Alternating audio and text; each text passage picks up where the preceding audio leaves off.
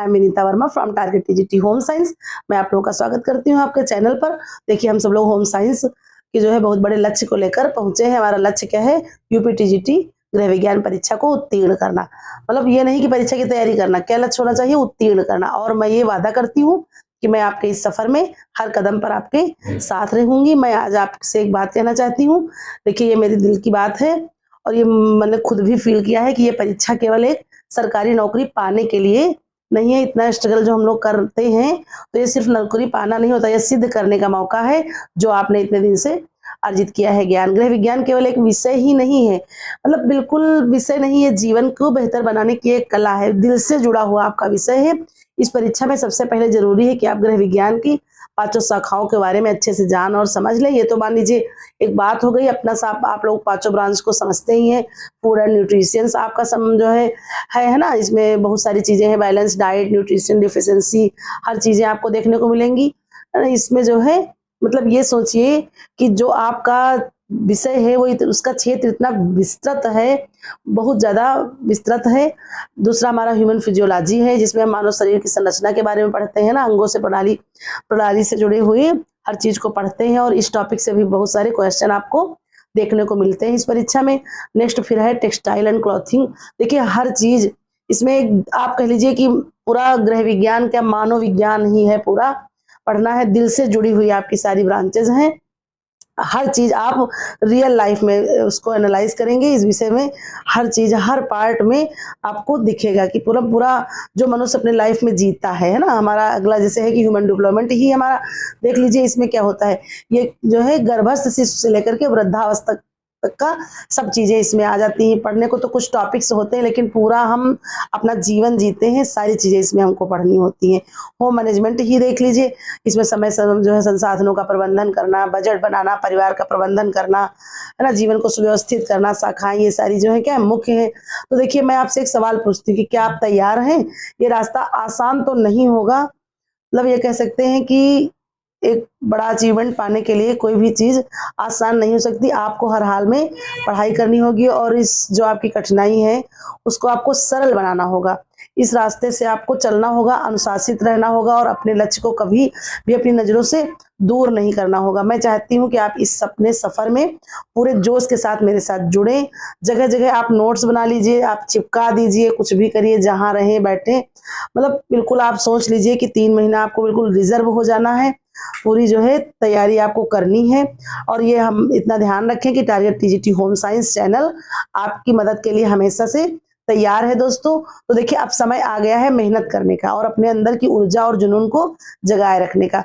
बिल्कुल बस मेरा उद्देश्य देखिए, इसीलिए मैं कभी लाइव आकर के भी नहीं हमने पढ़ाया और ना ही कभी मेरा ऐसा कोई ध्येय रहता है, लेकिन फिर भी कभी कभी ये होता है कि चीजों को समझना है, आपको मौका मिला है और अंत में अपने खुद पर आप, सबसे बड़ी चीज है कि आप खुद पर विश्वास रखिए। कभी ये मत सोचिएगा कि सीटें कम है नहीं हो पाएगा, ये भी नहीं सोचना। बस आपको इतना सोचना है कि मैं कर लूंगी, आई विल डू, है ना। बस ये सोचना है कि मतलब परीक्षा की हमको तैयारी नहीं करनी है, परीक्षा हाल में हमको नहीं बैठना है, क्या करना है, हमको परीक्षा उत्तीर्ण करनी है। ये जो है हमारा लास्ट चांस होगा, है ना। ये इतना आप सोच के रखिएगा कि हमारा लास्ट चांस होगा।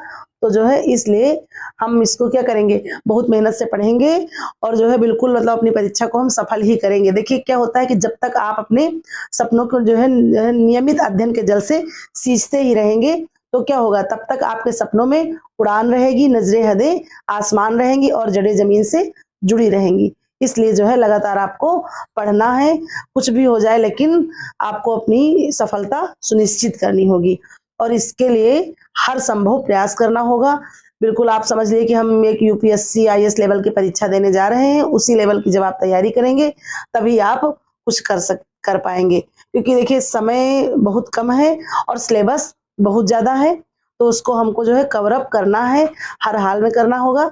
और देखिए मतलब ये नहीं है कि आज पढ़ लिए या टाइम नहीं मिला या ऐसा कुछ है, आज नहीं हो पाएगा तो चलिए हम कल कर लेंगे प्रैक्टिस, कल कर लेंगे, जो है इस तरह से बहुत सारी चीजें हैं तो ये नहीं हो पाएंगी। तो इस तरह से क्या करना है हमको कि लगातार पढ़ना है और मतलब अपनी जो है हर चीज किसी न किसी तरीके से आपको पानी है ना। तो देखिए सबसे ज्यादा ये सोचिए कि सीढ़ियां उन्हें मुबारक, क्या है कि सीढ़ियां उन्हें मुबारक जिन्हें छत तक जाना है ना, मेरी मंजिल आसमां है, रास्ता हमें खुद बनाना होगा और खुद पर विश्वास रखना होगा। इसी शब्दों के साथ देखिए मैं अब जो है आपकी ये जो 50 डेज सीरीज हमने चलाई है उसको अब हम जा रहे हैं पढ़ाने और आपको वीडियो प्रोवाइड कराएंगे।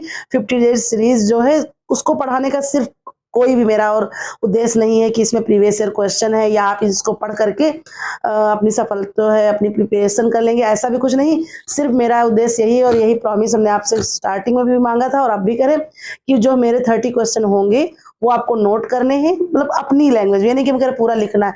तो उन 30 टॉपिक्स को आप डेली पढ़िए, आपके पास सारी चीज़ें हैं, नोट्स अवेलेबल हैं, बुक्स है, जैसे भी हैं वन लाइनर की तरह आपने लिखा है या जो भी चीज़ें हैं, या आप कहीं से कोई क्रैश कोर्स ले रहे हैं या कैसे भी पढ़ रहे हैं, लेकिन जो हमारे 30 क्वेश्चन हैं उनको आप डेली नोट कर लीजिए अपने लैंग्वेज में। फिर उस 30 क्वेश्चन को जो है टॉपिक्स को आप पढ़ना है, बस इतना ही करना है।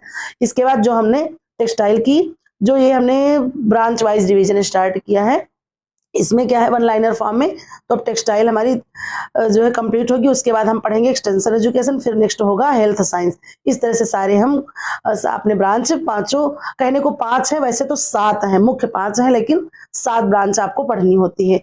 उसको स्टार्ट करेंगे। समस्या हमने आपसे वादा बहुत कर लिया था टेक्सटाइल की, आपको नहीं करा पाए, कुछ दिक्कत आ गई थी क्योंकि मेरा लैपटॉप गड़बड़ हो गया था, इसलिए जो है नहीं तो PDF बन पा रही थी, ये कुछ समस्याएं थी, कभी कभी हो जाता है नहीं बन पा रहा था और मैं जो है इसलिए आपसे माफ़ी मांगती हूँ।